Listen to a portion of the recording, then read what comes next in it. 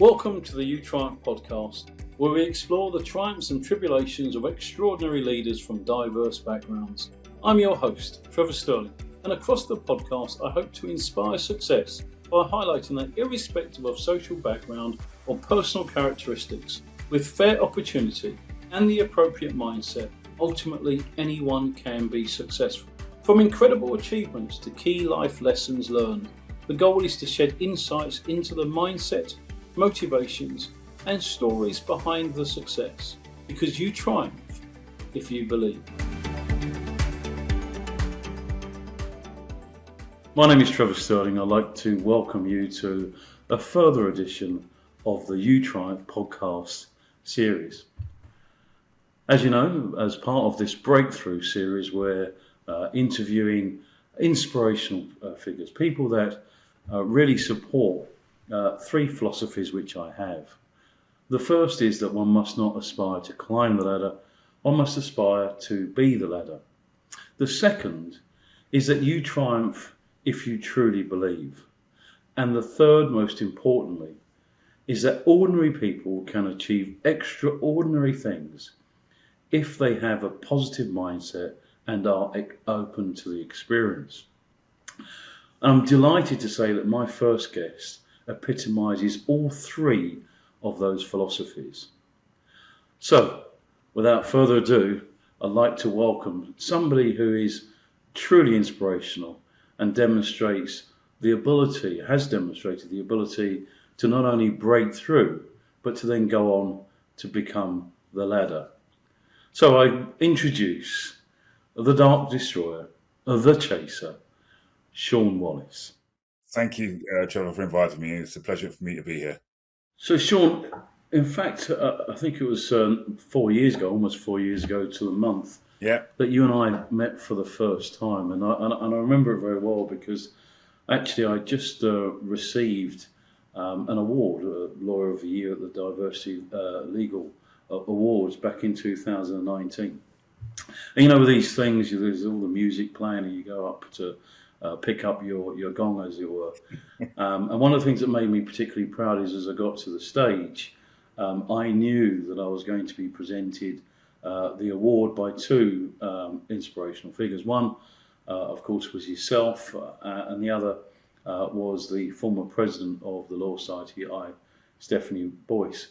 But the thing that made me particularly proud is, you know, when I was on the stage and I'd received the award, the three of us stood there, and I thought, wow, these are three, inspirational black lawyers, and that was going to be something which would, really present a great image for young people coming through. And the thing that was really interesting, looking into your background, you're of course a barrister, and I'm a solicitor, is that in many ways there are so many parallels between our stories, albeit you went on to become a barrister and I went on to become a solicitor. But the notable thing was that some 4 years later, almost 4 years to the month, the three of us came back together. But this time we were talking to a room of young lawyers and we were being the ladder. So, Shaun, you know how it works. I'm going to ask you to be the ladder again today. And we're going to start with the top rung, which is you having achieved your success, what success looks like being at the top of the ladder.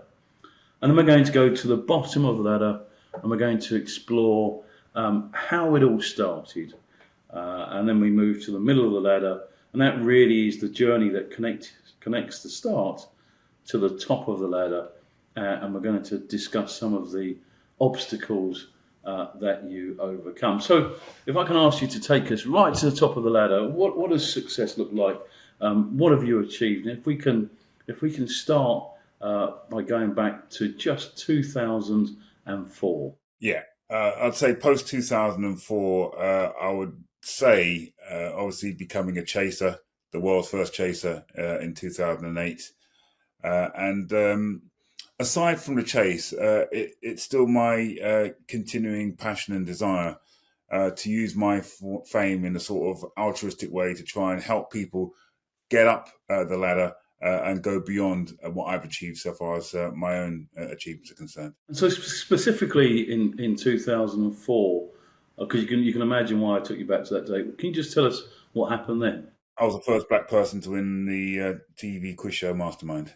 But of course, not only are you the first black person to win Mastermind, you're also a barrister and still practicing. Still practicing. So we're going to come back to your practice as a barrister, because I think that's particularly interesting. Not many people would know. But in terms of winning Mastermind, I think I'm right in saying that you would not just answer your own questions, but whilst you were waiting, you would answer some of the other contestants' questions in your own mind. Could you just tell us a bit about what kind of preparation it took, what was involved to get through Mastermind? Yeah, to keep myself sort of ticking over, because obviously you need to make sure that when you're ready to actually enter and sit and be interrogated in that spotlight, you've got to be able to be confident in order to actually answer those questions.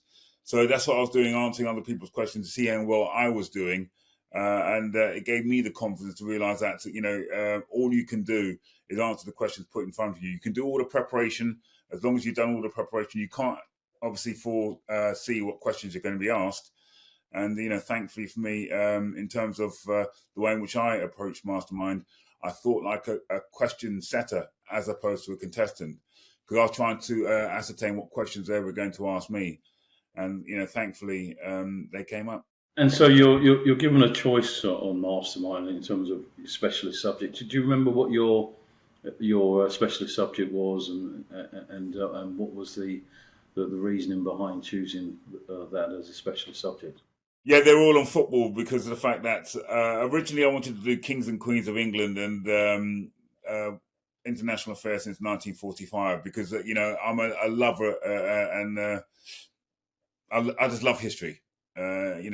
No matter what particular area, no matter what country, I'm just a passionate student in terms of, the origins of society, the origins of, any particular subject, because that helps you, as I say, have a greater understanding of your subject if you do have a passion for the origins of something. One of the things that I found really interesting actually was, when you got to the final, it was remarkably close, and you had this strategy, which was, I think you got 24 points. Yeah. And you had this strategy, which was not to pass on any of the questions, which I think you achieved, right? Yeah, that was always that was my main tactic, not to pass. And after I won Mastermind, I was the first ever Mastermind winner to actually ask to go back to present a trophy to my successor.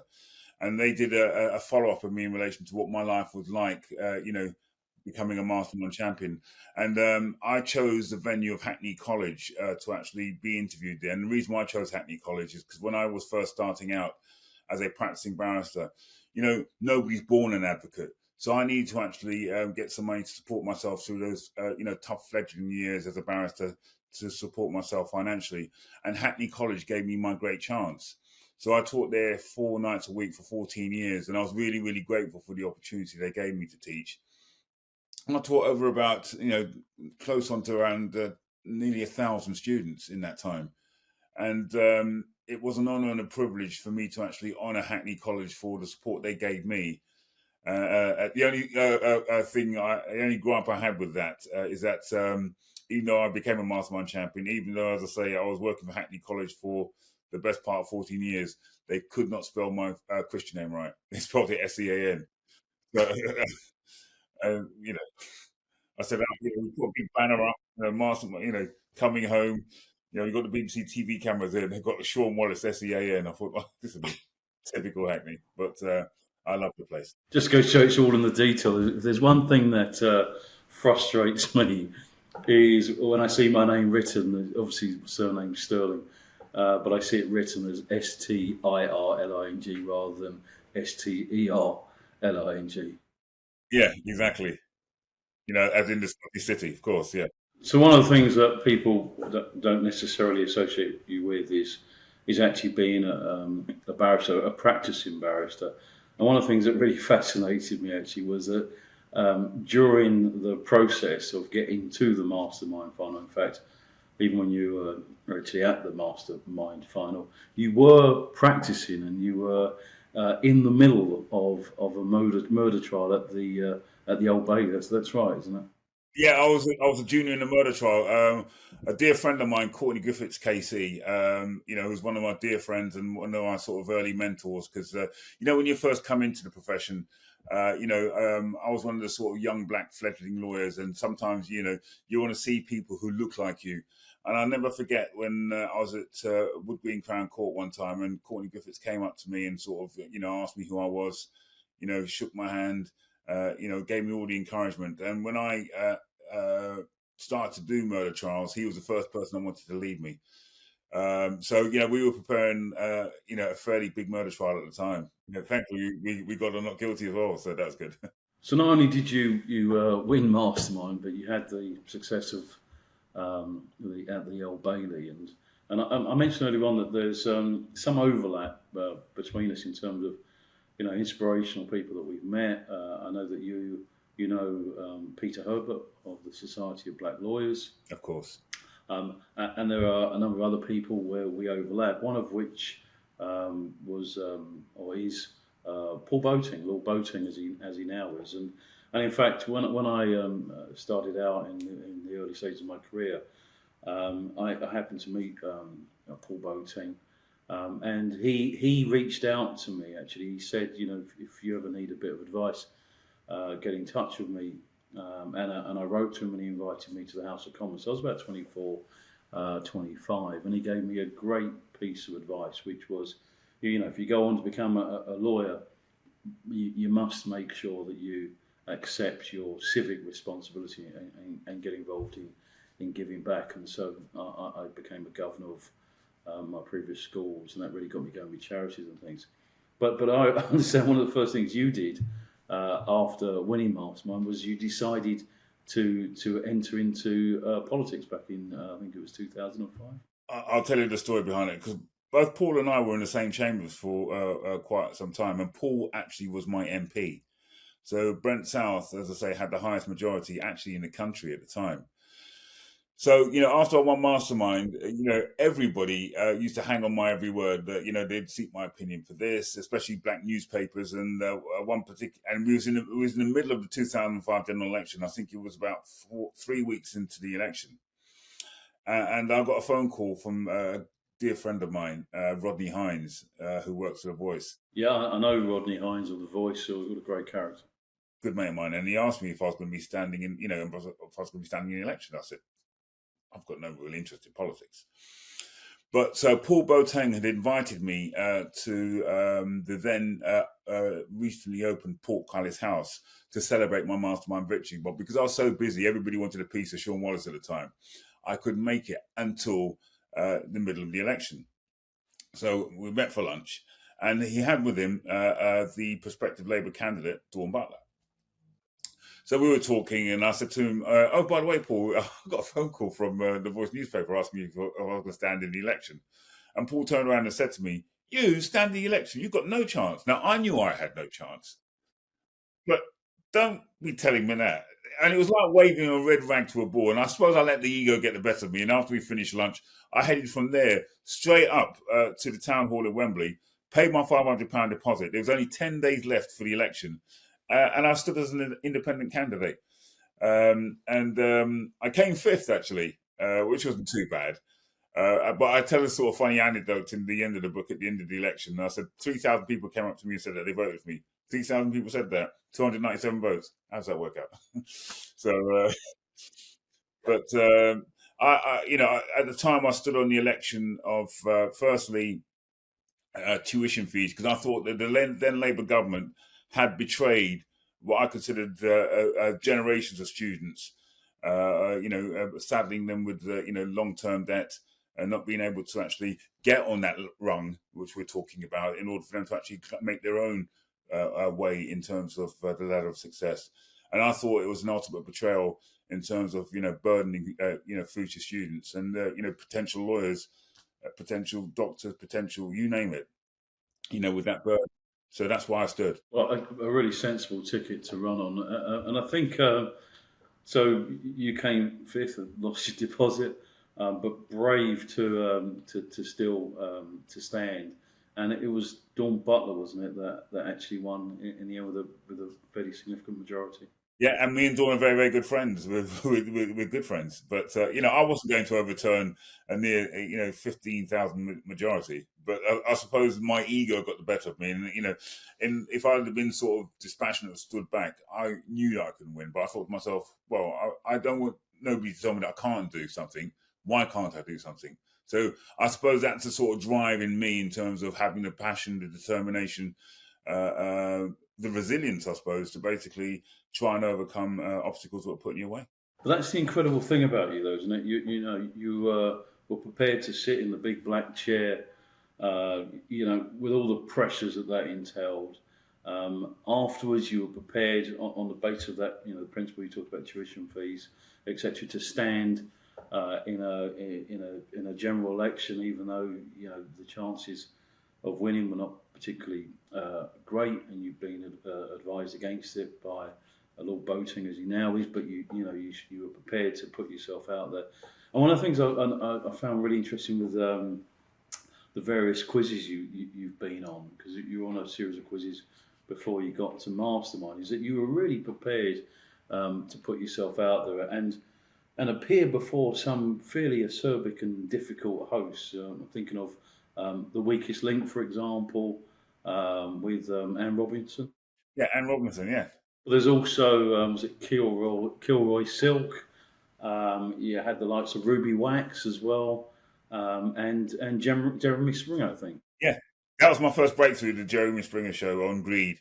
I find that quite incredible, really, because you're up against the big names, and even when you were sort of starting out with being on quizzes, you were prepared to not just enter the quizzes, and if you lose, one of the things that was struck from one of the things I understand from your experience is if you lost, you then end up sitting down with the contestants and having to watch the rest of the show. So there's that kind of sense of embarrassment, and the weakest link, you're told you're the weakest link.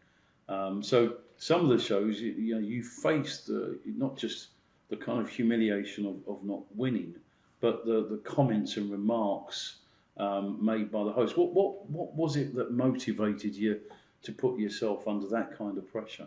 Because of the fact that as a young kid, I used to love watching game shows. I was always impressed by people putting themselves through the ordeal of, being asked questions, in an intimidating environment, in an artificial intimidating environment, bright lights shining upon you, an intimidating quizmaster, watching studio audience, millions watching from the comfort of their sofa at home. And I wanted to do that. And it's easy basically answering questions, from the comfort of your sofa. But a true acid test is if you can do it in the environment where you're not comfortable with. And I wanted to do that. And as I said to you before, Trevor, the worst thing you can do on a quiz show is get a question wrong. So I also understand you came across somebody who I regard as being, one of the best interviewers, but also at the time one of the scariest. And that, of course, is Jeremy Paxman. I appeared with him when I was co-leading on the Jimmy Savile child abuse cases, and I found him just a brilliant interviewer. But I found it quite intimidating. And you appeared before him on a quiz where he was the host with Piers Morgan. Yeah, I was on Piers Morgan's team because Piers at that time in 2005 was a bit of a sort of social pariah in relation to the fact that at the time he was the editor of the Daily Mirror, and there was this sort of scandal, unquote, in relation to some pictures which appeared to be doctored in relation to the Iraq War, and he took a bit of a sort of hammering in terms of his reputation. So he wrote a book called My Year. It's something about a year in 2004, 2005. So anyway, he always used to take part in this quiz. It was a sort of glitterati of the who's who, and Jeremy Paxman was the host. So he rang me up, and at that time I'd retired from quizzing because where could I go? They're not going to let me on Who Wants to Be a Millionaire because they realise that you're up against a mastermind champion. So Piers Morgan spent the best part of a minute trying to persuade me to take part in this quiz. And he managed to actually bend my arm to when he mentioned the name that Paxman was going to be the host. And I always wanted to meet Jeremy Paxman. So we went along, and I was the only black face in that room. There's about 200, you name it, to people from Stephen Fry to Sebastian Folkes. And Pierce's main rival was the then editor of The Guardian, Alan Rothbridger.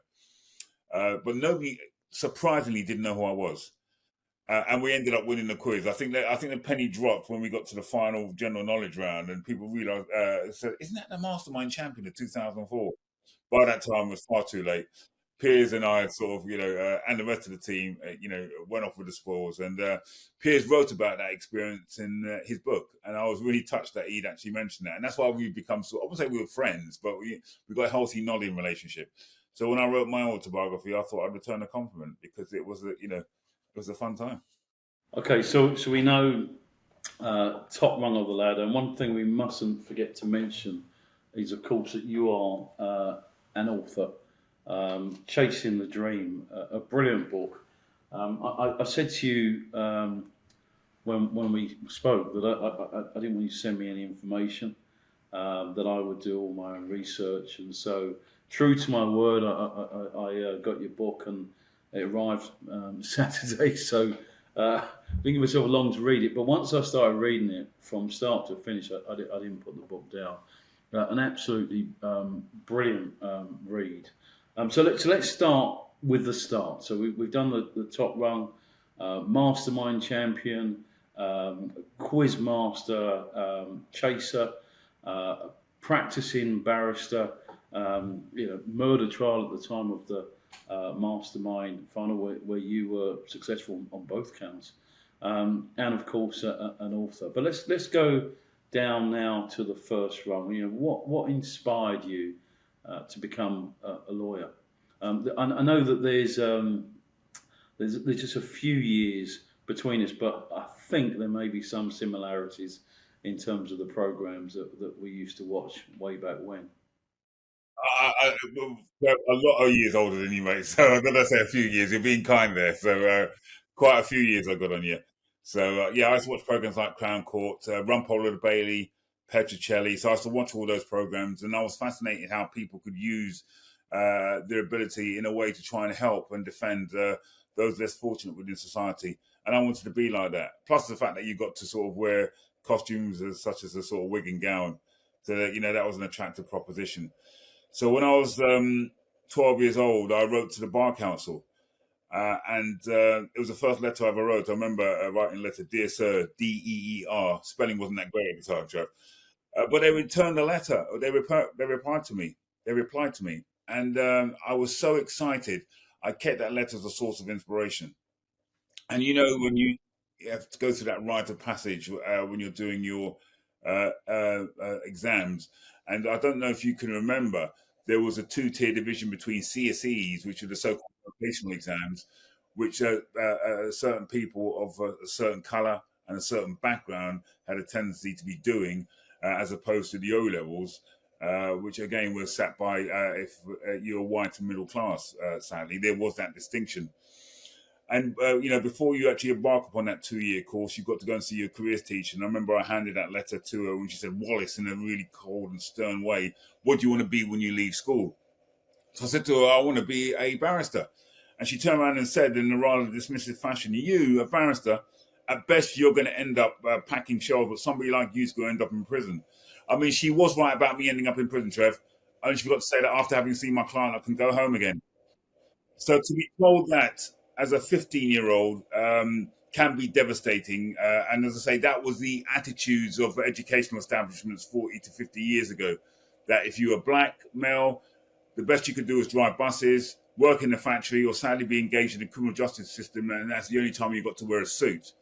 If you're a young black female, you're working in a typing pool at best, or sadly living in a high-rise council flat with loads of children running around your feet with no visible man to support those children. So any dreams of being a doctor, lawyer, or dentist was seen as a complete no-no. And I remember saying to myself that when I left that meeting, I was devastated when I heard that. But the one thing as a 15-year-old kid, I was determined to ensure that nobody's going to control my destiny. But the only way I could ensure that was to make sure I had an educated mind. Yeah, again, a shared experience, because I remember when I was at school, there was a tendency for teachers to say to people like me, you should do the CSEs, which were the Certificate of Secondary Education, as I recall. And everybody knew that O levels, which went on to become the GCSEs, that was the necessary Yeah. standard, really. And I think I think I got maybe one more O level than you. I got two. You got one. I recall. But it was difficult, and the choices I was given was warehouseman, tennis racket stringer, or an outdoor clock. Unfortunately, I took that and was able to eventually go on to become the first black senior partner, having been elected as such at Moore Barlow. So the really tricky start through the schooling system, which we shared that experience, but a lot of it is also about our family and our parents, and again some similarities, because my parents are from a sort of poorer part of Jamaica in some ways, a rural part certainly, which is Manchester, and I think your father is from the same place. Manchester, yeah. And like my parents, they came over part of the Windrush generation. Yeah, they were the second wave of Windrushers, I've called them. Again, just in terms of the full story, we talked about where you were, where you've gone to at the top rung, but it's not as if you had parents that were able to sort of guide you through the academic system. What did your parents do for a living? Well, my dad worked as a food processor in Heinz for the best part of his adult working life, and my mum was a state registered nurse. So, and although, as I say, they divorced, ironically, on my 15th birthday, and I'll talk about that.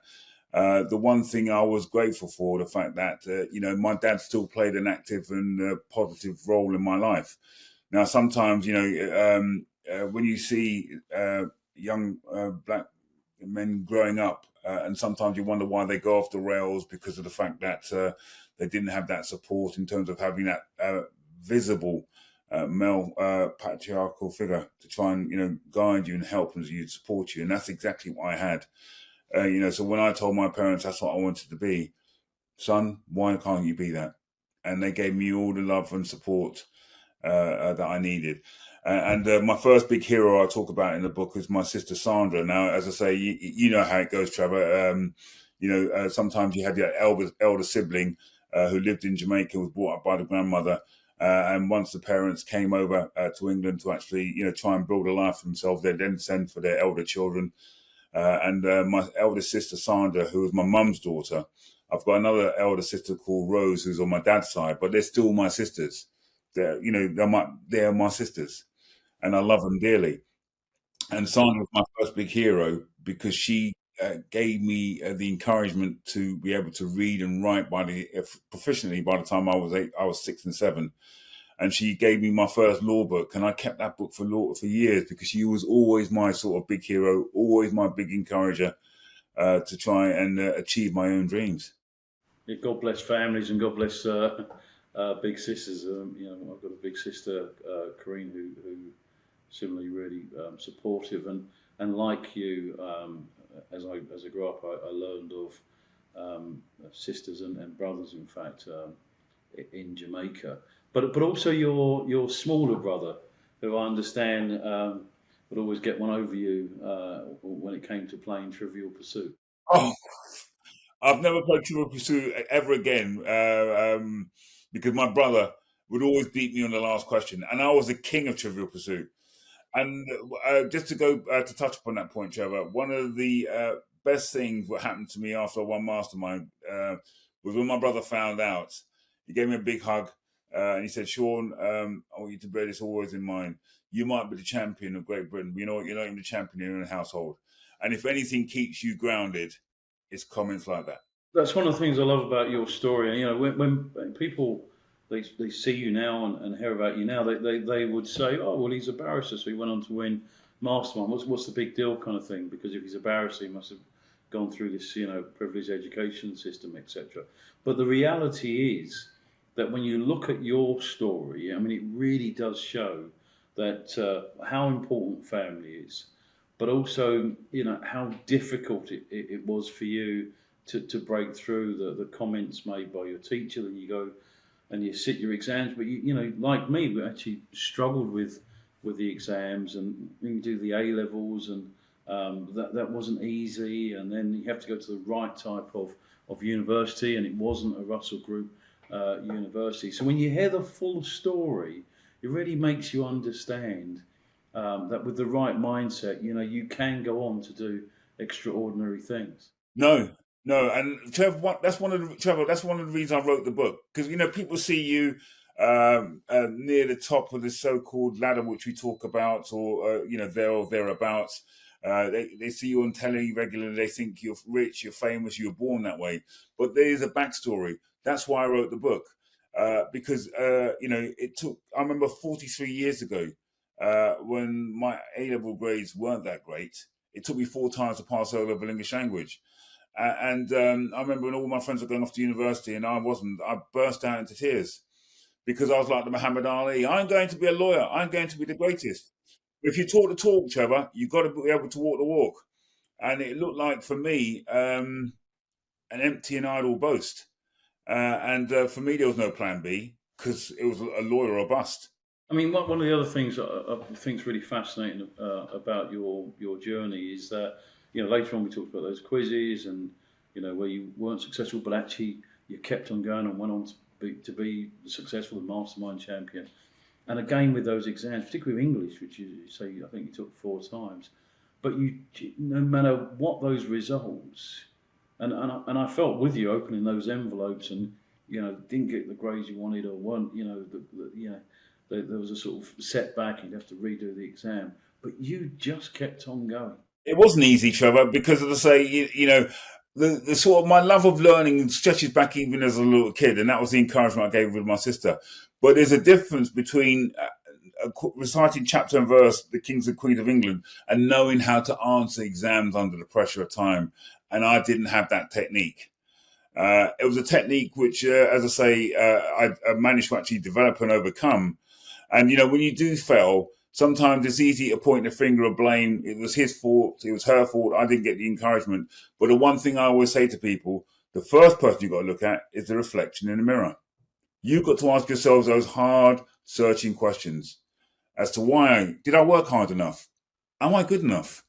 Why can't I do this?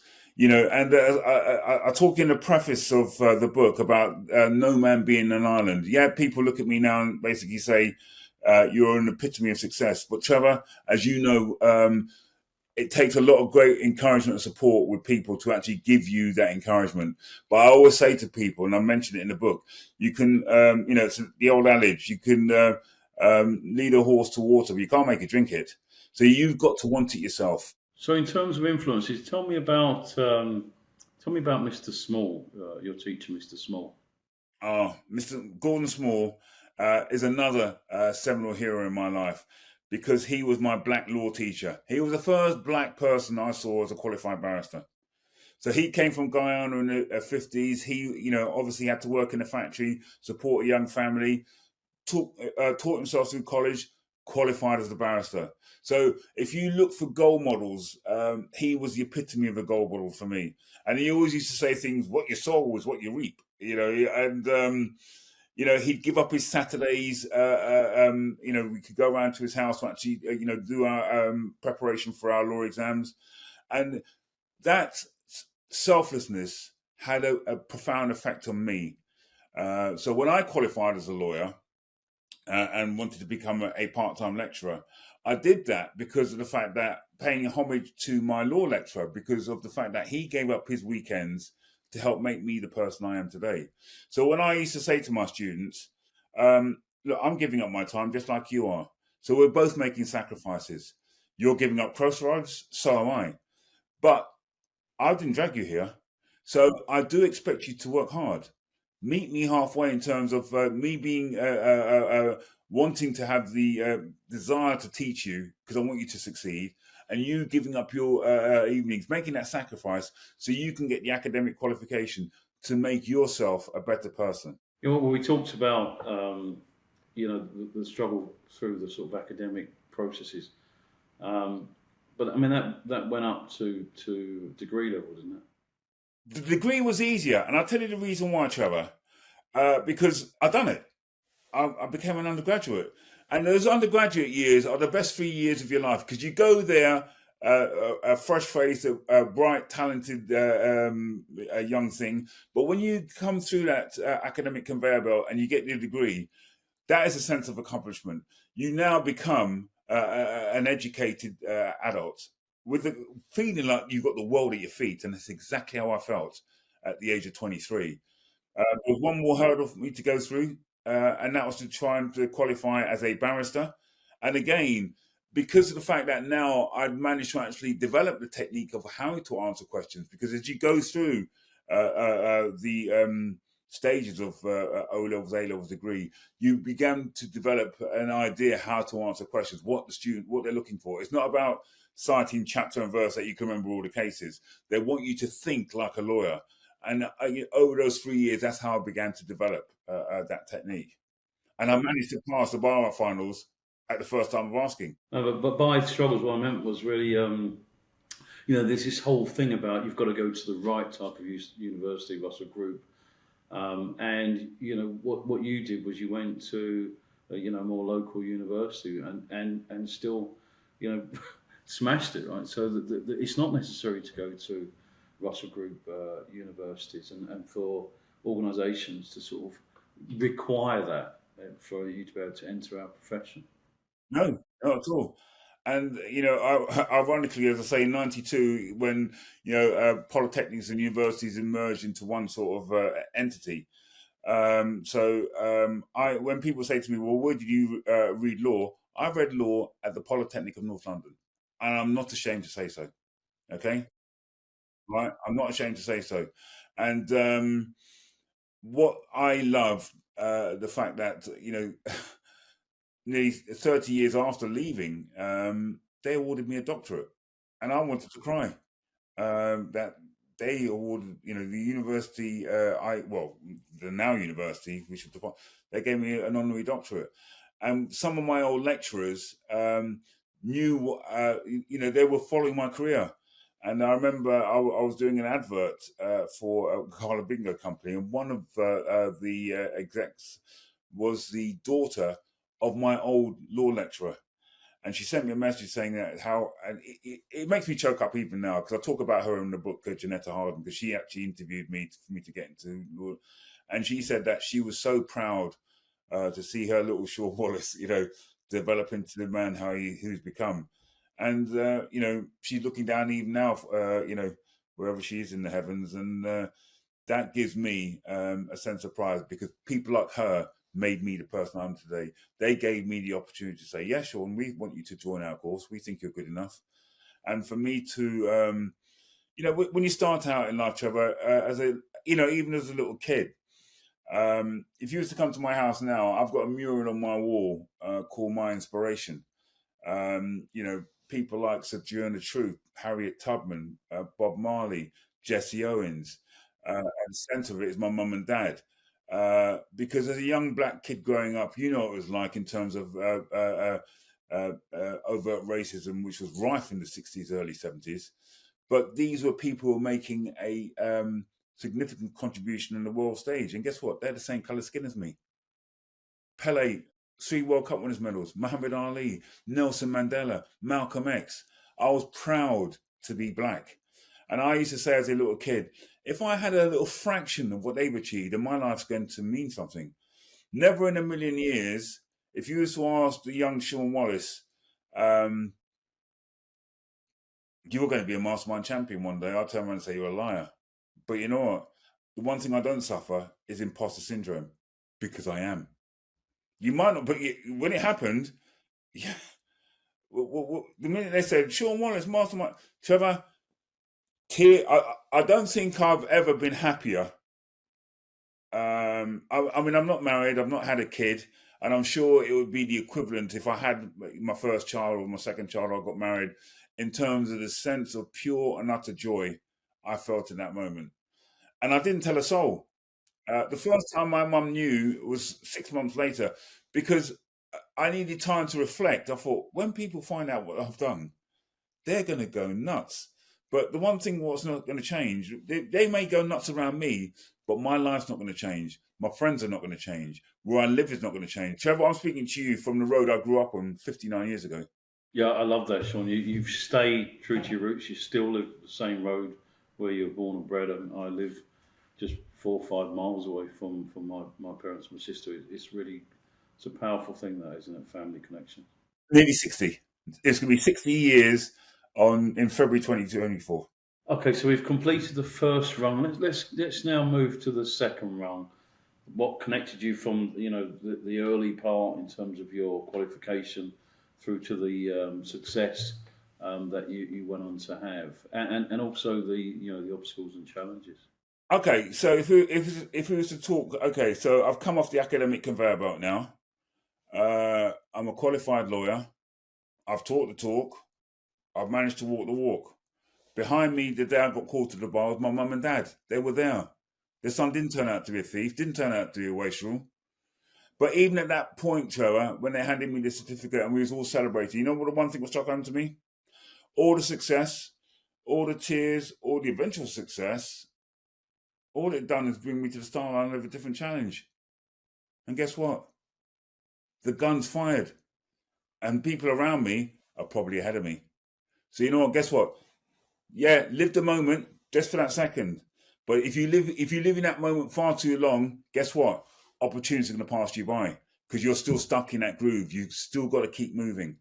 So that's why I call my book Chasing a Dream, because I'm always setting challenges for myself. So basically, as you go from rung to rung, you've still got to understand that whatever rung you're on, there's more to go. You've got to keep setting the goals, keep climbing. Yeah, trying to grab that greasy pole to get to the top. And it wasn't easy. But the one thing I wouldn't do, I wouldn't compromise. Okay, I remember at the time when I got called to the bar, I remember seeing all those illustrious names on the walls of lawyers gone by at the in the Temple Hall. And I thought to myself, where am I going to be in 10 years' time? Where am I going to be in 20 years' time? But the one thing, Shaun, you should always make sure as a barrister, don't talk like anybody else. Be yourself, right? Be a professional. You've been taught how to be a barrister. Use that, those skills that you've been taught, the art of research, the art of thinking on your feet, the art of giving professional advice, the art of taking nothing for granted, no matter how trivial or no matter how serious the case is. It requires the same attention to preparation and detail. Always put your client's interest first. You put your client's interest first and you use that mantra as a lawyer, you become more proficient. You become more dedicated. You become more confident. That's how you began to climb that greasy pole, because you know how to navigate it. You know how to grab hold of it. And when you become that lawyer who's confident, who's clever, who clients want, right? It's not about you chasing the money or you chasing the briefs. If you're good, they'll be chasing you. I love that. I mean, it really is about being your authentic self.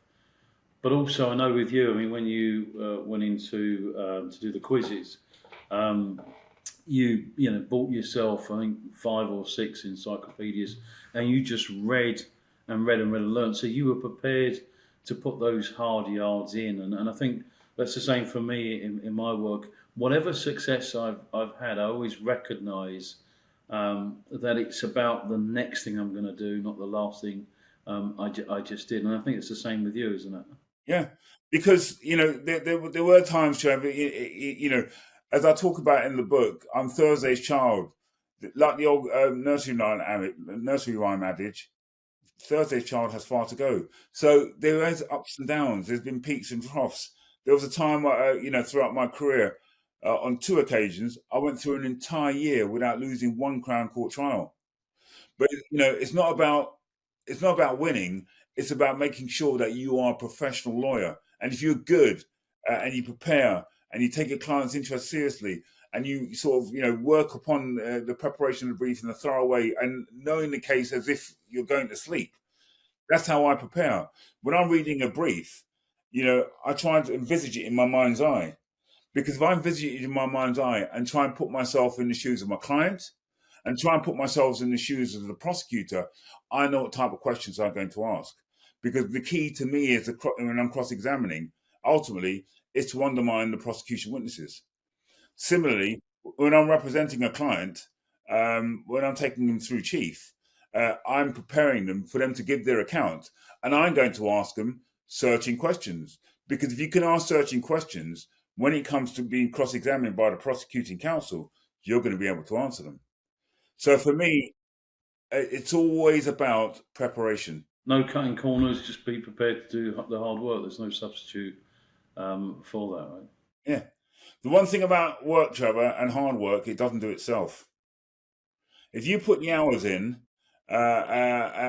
then you will have you'll understand what you're trying to actually achieve in the work you're putting in. You'll have a greater understanding of it. And the one thing I always say about learning and revising and preparing, it shouldn't be a chore, because it's a lifestyle choice you make wanting to be a lawyer. You know what it's going to involve. You know it's going to involve preparation. You know it's going to involve reading briefs. You know it's going to involve having conferences with your clients. You know it's going to involve you telling your client not what they want to hear, but using your professional skills by basically telling them where they stand in relation to the issue that they come to seek advice from you from. So I would never ever tell a client what they want to hear. If you want that, go to another lawyer, because that other lawyer will not be doing you any service whatsoever. All that lawyer is basically doing is looking for you as a sort of cash cow. So I will never ever put my client's interest below my own sort of financial sort of well-being. And the one thing I always tell clients when I represent them, and when I, more times often than not, because I've had a fairly good track record in terms of acquittals, the one thing I always say to my clients is this: I don't want to see you anymore. You know why? Because I don't want to be rich at the expense of your liberty. Yeah, I love that. I love the fact you've taken your values, your authentic self, everything that sort of got you to becoming a barrister. Never change. Just stay true to yourself and prepared to put the hard work in. And certainly, with the I've been blessed to have been involved in some of the country's most significant cases, and every one of those cases has been about what can I do for this client, but most importantly, my ability to do that is by bringing my true self to the case, and that's something which I really feel has been the case with you as a lawyer, and in fact as a person. And hopefully, some of the individuals have taken your advice, right? Some of them do. I ran into one yesterday, the other day. I was walking, he goes, "Shaun, do you remember me?" I said, "No." He goes, "Well, you represented me in 2004. Well, that was 19 years ago. And I've represented quite a few clients then. So, I do see clients who I've represented. I remember I represented one, I had from a client the other day, and he became a qualified solicitor. I secured an acquittal for him on a high-profile importation of drugs, and he became a qualified solicitor. And that gave me such a sense of pride to know that, if you do have a long blot on your landscape or a potential blot on your landscape, it doesn't mean to say that you cannot turn your life around. So tell me about Jamaica, the motivation in terms of going back there. How strong is the connection there? What draws you back to Jamaica? Because it's my parents' ancestral home. Full stop. There's where they came from. There's where they've had the struggles. I went to see where my mum grew up in a shack in St. Anne's Bay. If I was to show you now, Trevor, hold on, let me just quickly turn it around and show you. Can you see those drawings there? Right. That is a combination of when I was on a DNA journey with Anne Hegarty. And they managed to actually trace my ancestry back going to 1735. So I had drawn images in my mind of what my great grandparents looked like, ranging from Bess, who was the last name on the slave register, to Sarah Burney, to all of them. And the apex of that is my mum. You know, you touched on something really important, because history is a driver, and when I think of my parents' journey, it certainly has driven me. And you know, you go back way back when, and you know, one of the challenges with that is it can actually start to get you down. So the important thing about acknowledging our history, when you learn it and understand it, is that it mustn't be a negative fuel. It can traumatize you, but you know what you can't do? I mean, I don't want to sound blasé about it. The one thing you can't do is unscramble an egg. The one thing, you know, is that my forefathers have gone through a great deal of trauma, personal trauma, physical trauma, in order for me to exist.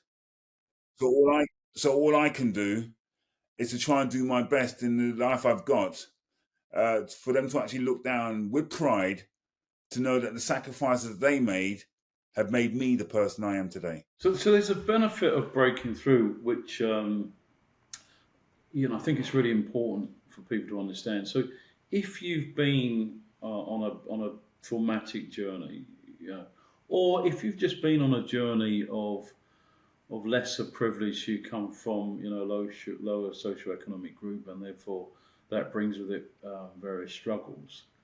And if you break through, then actually your ability to be able to pull others through is huge, because you've got, you know, that wide range of experiences, because you've climbed so many rungs of the ladder. And I suppose the most important thing, which is why it's so important for me, that we don't just aspire to climb the ladder, that we aspire to be the ladder. And obviously you've managed to break through, and your journey's so incredible that you're really able to be able to, you know, share your story in the way you have, but not just the glossy bit, not just the top bit, but the lower rungs, and I guess fame gives you that opportunity. Yeah, and more importantly, Trevor, it's the public that make me famous. And for me, when I look back on the people who've helped me, I have a platform which I'm so grateful for, which will allow me to basically be the rung for you to climb up now. I always see myself now, I see myself as okay, people call me a beacon, people call me an icon, people call me a hero. I'm not too comfortable with those words, because the fact, as I said to you before, Trevor, I make mistakes like everybody else. And you know, when you deify and you put people on a pedestal, particularly if you're black, the fall from grace can be swift and unrelenting. So I'm comfortable close to the floor if I make my mistakes, but I will make mistakes. Uh, you've got to learn from those mistakes. But more importantly, people can see me, people can talk to me, people can touch me, not inappropriately, obviously, but I'm approachable to the extent whereby if I can help you, I will. Because it costs nothing for me to put that ladder of opportunity for you to climb up those rungs. But I don't want you to get to my level. No, go past me. Keep going. Keep going. Because you know why? I'm today's news. I'm tomorrow's chip wrapper. You know, one day, I need to pass that torch of responsibility onto you. And if you believe in the philosophy I've talked about, then you know what? You're going to now be you're going to be the leader now. You're going to be the person that people look up to. And as I say, it's a perpetual philosophy. It's a perpetual ideology. So for me, once I shuffle off this mortal core, I want the name Shaun Wallace to live on. You want the name Trevor Sterling to live on for what you've done, for what you've achieved, for what you've represented, for what you stood for, right? Because that's inspired people who see you as a beacon of hope, a beacon of wanting to be, a beacon of aspiration. You can pay nobody no greater compliment. Yeah, teaching people to build taller ladders. Right? So what about for you? I mean, what comes next? what are your next set of goals and ambitions moving forwards? Still chasing dreams, still setting goals, still setting. The minute you stop growing, Trevor, that's it. That's it. And being a self-employed person who's always worked for myself, right, and doing stuff that I love, it's about setting challenges for myself, for other people to follow. Because once you break that concrete ceiling, you make it easier for others to go through that ceiling. You then become the pathway for people to actually make their own road. Because I always say the road to success is always under construction. And if I can be that paving stone, okay, I might be a landmark.